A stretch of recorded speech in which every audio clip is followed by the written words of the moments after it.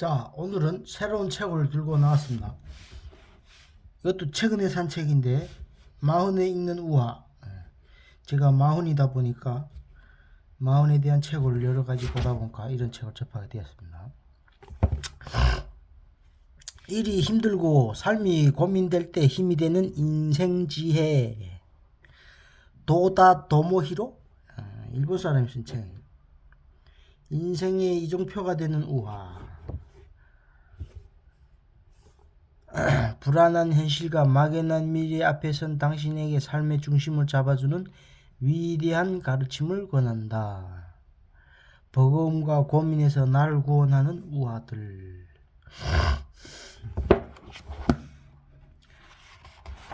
아무튼 자, 한번 읽어보겠습니다. 머릿말부터.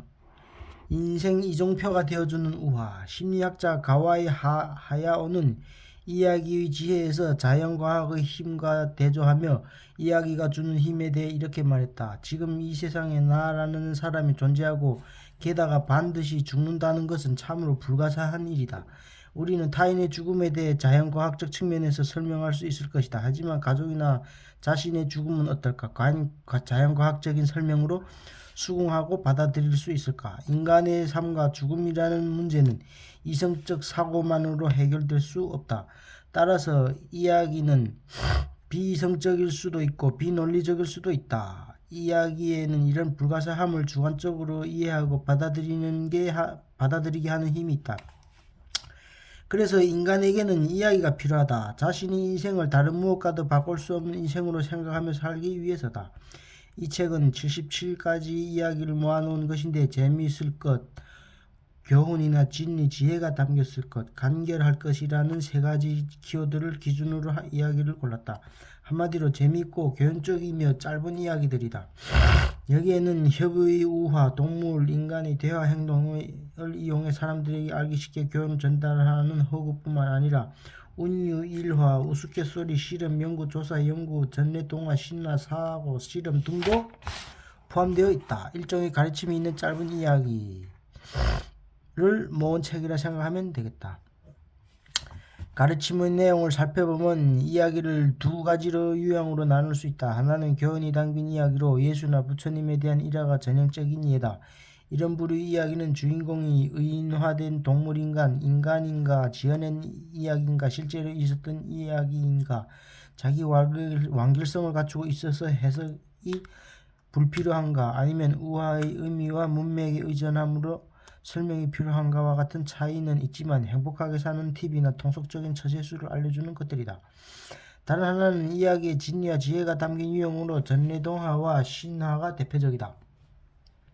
전래동화와 신화를 황당하고 터무니없는 이야기로만 보는 것은 큰 실수다. 실제로는 인간이라면 누구나 떠안을 수밖에 없는 인생의 큰 문제를 다루는 것들이 많다. 우화의 매력은 교훈과 진리, 지혜와 같은 가르침을 즐기면서 흡수할 수 있다는 점이다. 우화는 핵심의 가르침이 있고 이 이야기가 그 가르침을 감싸는 구조로 되어 있다.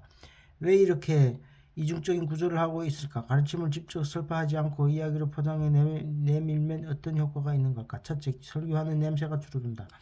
우리가 남에게 가르침을 받으면 저도 모르게 거부감이 생긴다. In 어른아이도 어르니까 어쨌든 우화에 대한 건데 인생은 돌아갈 수 없는 여정이다. 우리 모두 첫 번째 인생을 겪고 있다. 우화는 인생의 이정표가 되어준다. 수명과 시간 사용법. 색, 실, 공. 한 정령이 아에게 색실이 감겨있는 공을 건네며 이렇게 말했다. 이건 내 인생의 실이야. 실을 만지지 않으면 시간은 정상적으로 지나갈 거야. 그런데 만약에 시간이 좀 더 빨리 지나가기를 원한다면 이 실을 조금만 잡아당기면 돼. 그러면 한 시간이 1초처럼 지나갈 거야. 하지만 명심해. 한 번 당긴 실은 절대 원래대로 되돌릴 수 없어. 내가 당긴 실은 연기처럼 사라질 거야. 아이는 실을 손에 쥐었다. 어른이 되고 싶은 아이는 실을 잡아당겼다. 그 다음에는 사랑하는 약혼자 빨리 결혼하고 싶어서 실을 잡아당겼다. 그리고 아이들이 자라는 모습을 빨리 보고 싶어서 직업과 이득과 명예를 얻고 싶어서 걱정거리에서 빨리 해방되고 싶어서 나이가 들면서 찾아온 질병과 슬픔에서 빨리 벗어나고 싶어서 실을 잡아당겼다. 그리고 슬프게도 마지막으로 고통스러운 노년을 끝내고 싶어서 실을 잡아당겼다. 그 결과 이 아이는 정령에게 색실공을 받은 지 넉 달하고도 엿새밖에 살지 못했다.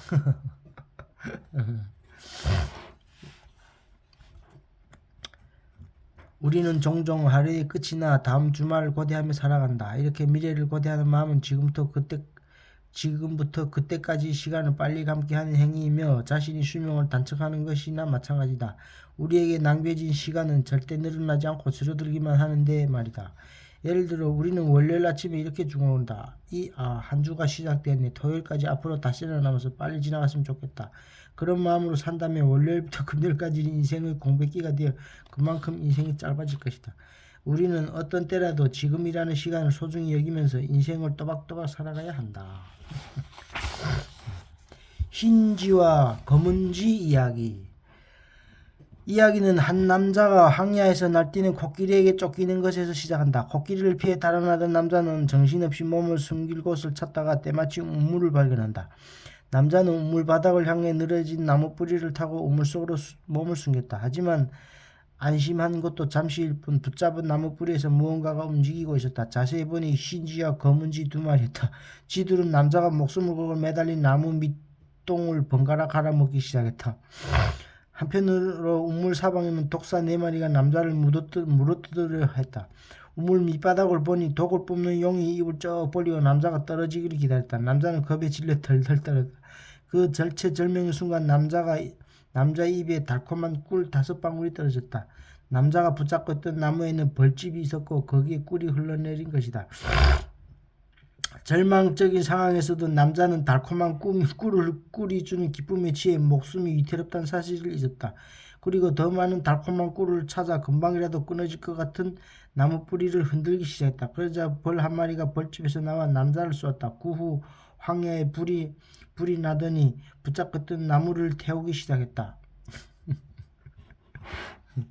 순간의 쾌락에 마음을 빼앗기지 마라.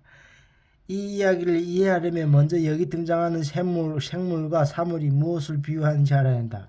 황야는 혼란과 고뇌에 휩싸여 도리를 분명하게 이해할 수 없는 정신상태. 코끼리는 무상, 황야는 무명, 코끼리는 무상, 즉 사물은 변한다는 것. 산자는 반드시 소멸하고 영원히 변하지 않는 것은 없으며 영원한 존재하는 것도 없다. 우물, 우리의 삶과 죽음, 나무 뿌리, 우리의 생명, 쥐 2마리, 흰색과 낮은 흰색, 밤은 검은색이 반복되는 지나가는 나날, 갉아먹는 행위, 점차 쇠퇴하는 모습, 독사 4마리, 인간의 몸을 구성하는 물질, 땅, 물, 불, 바람, 독을 뿜는 용, 죽음, 꿀 5방울, 우리가 오감으로 인식한 것에 대해 끓어오르는 욕망, 벌, 도리에 벗어난 잘못된 생각, 벌에 쏘이는 것, 도리에 벗어난 생각에 자리잡히는 것, 화재, 늙음과 질병.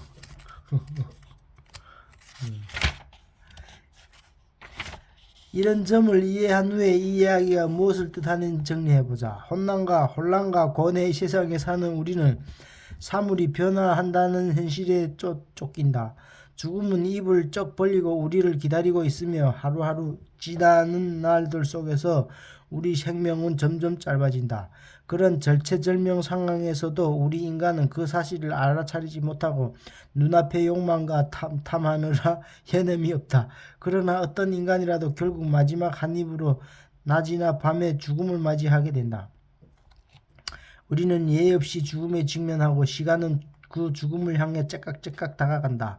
이 이야기는 그 사실을 외면하고 눈앞에 닥친 욕망에 집착하는 것을 경계하고 있다. 수명. 태초에 신이 세상을 창조한 후 모든 생명의 수명을 정해주려 했다. 맨 먼저 당나귀가 찾아왔다. 신은 당나귀에게 30년의 수명을 주었다고 했다. 아이고 30년은 너무 깁니다요. 저의 고달픈 팔자를 좀 생각해 주세요. 아침 일찍부터 밤 늦게까지 무거운 짐을 날라야 합니다. 제발 좀 줄여주십시오. 그래서 신은 당나귀에게 18년의 수명을 주기로 했다. 다음에는 개가 왔다. 신은 똑같은 30년을 수명을 주려 했다. 제가 얼마나 많이 뛰어다녀야 할지 생각해 주세요. 제 다리는 그렇게 오래 버틸 수 없습니다. 크게 짖지도 못하고 물어뜯을 수 있는 이빨이마저 빠지면 구석에서 우르렁거리기밖에 더 하겠습니까? 신은 그 말도 옳다고 생각하여 개에게 12년의 수명을 주기로 했다. 다음에는 원숭이가 나타났다. 너는 30년은 살고 싶겠지. 당나귀와 개처럼 일할 필요가 없으니 말이다. 게다가 언제 봐도 쾌활하지 않느냐. 그렇게 보이지만 사실은 다릅니다. 모두를 웃기기 위해서 저는 항상 우스꽝스러운 흉내를 내거나 개성한 표정을 지어야 합니다. 이 모든 게 사람들을 웃기기 위해서죠. 겉으로는 장난을 치면서 속으로는 우는 일이 얼마나 많은지 모릅니다. 신은 원숭이에게 10년의 수명을 줬다. 마지막으로 사람이 나타났다. 신은 너에게 30년의 수명을 주려는데 충분하겠느냐? 라고 물었다. 그래서 사람은 그렇게 작게요? 라며 목소리를 높였다. 저희가 집을 짓고 아궁에 불을 지피고 나무를 심고 그 나무에서 꽃이 피고 열매가 맺혀서 드디어 삶을 즐기려 할 때 그때 죽어야 한다는 말씀입니까? 신이시여, 저희에게 더 오래 살게 해주십시오. 그럼 당나귀의 수명이 18년을 너에게 주지. 그래도 부족합니다. 그럼 개의 12년을 더 주마. 조금만 더요. 알았다. 원숭이의 10년 더 주겠다. 이렇게 해서 사람은 70년을 살게 되었다. 본래 수명 더하기 과학기술 각기 인간의 수명. 그림 동화의 수명이라는 이야기를 요약했다. 인간의 일생에는 즐거운 일도 있고 괴로운 일도 있다. 그 어려움은 당나귀의 운명, 예로부터 짐을 나르기 위해 사육되었다. 개의 운명, 사냥개와 경비견으로 일하도록 했다. 원숭이의 운명, 재주를 가르쳐서 구경거리로 삼아왔다가 겹쳐있다. 인간은 30년이 지난 후 18년 동안은 무거운 짐, 가족과의 일을 짊어지고 죽을 힘을 다해 일해야 한다. 그 후 12년 동안은 그때까지 고생이 끝나지만 몸이 점점 쇠약해진다.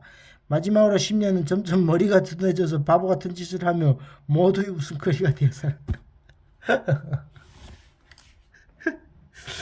이솝 우화에도 이와 비슷한 내용이 나온다. 말과 소와 개와 인간이라는 이야기다. 이솝 우화집을 바탕으로 한 줄거리를 소개하겠다. 인간은 본래 수명이 짧았다. 계절은 겨울. 인간은 자신이 집을 짓고 그 안에서 살았다. 추위와 비, 폭풍을 견디지 못한 말, 소, 개가 차례로 인간에게 와서 들여보내달라고 부탁했다. 인간은 말과 소와 개에게 너의 수명을 얼마나 나눠주면 집안에 넣어주겠다고 했다. 이렇게 해서 인간은 말과 소와 개로부터 수명을 약간씩 나눠봤다. 이 때문에 인간은 신으로부터 받은 수명으로 살 동안에는 전진하고 선량하지만 말에게 받은 수명으로 살며 거만한 허풍쟁이가 되고 소에게 받은 나이가 되면 지배당하고 개에게 받은 나이가 되면 분노하고 잔소리를 하게 된다. 그림 동화나 이솝 우화 모두 원래 짧았던 인간의 수명을 동물에게 수명을 나누어 받으면서 연장되었다는 이야기다. 이와 관련된 인간의 수명은 원래 짧았으나 과학기술의 발달로 늘어났다는 사실에 대해 인간 수명이란 무엇인가를 참고하여 설명하겠다. 에도 시대의 일본인의 수명은 약 45세였고 1947년은 약 57세였다. 아마 50세 정도가 인간 본래의 수명일 것이다. 그런데 이제 일본인의 수명은 80세를 넘었다. 무엇이 인간의 수명을 연장했을까? 의료기술이 눈부시게 발달하고 상하수도가 완비되어 위생환경이 개선되었다. 식량이 부족해졌고 냉난방 시설도 갖춰졌다. 식량이 풍부해졌고 냉난방 시설도 갖췄다. 모두 과학기술의 힘 덕분에 가능한 것들이다. 즉 오늘날의 장수는 과학기술이 만드는 것이다. 다시 말해 50세 이상인 사람들은 과학기술 덕분에 살고 있는 인공생명체라고 할 수 있다.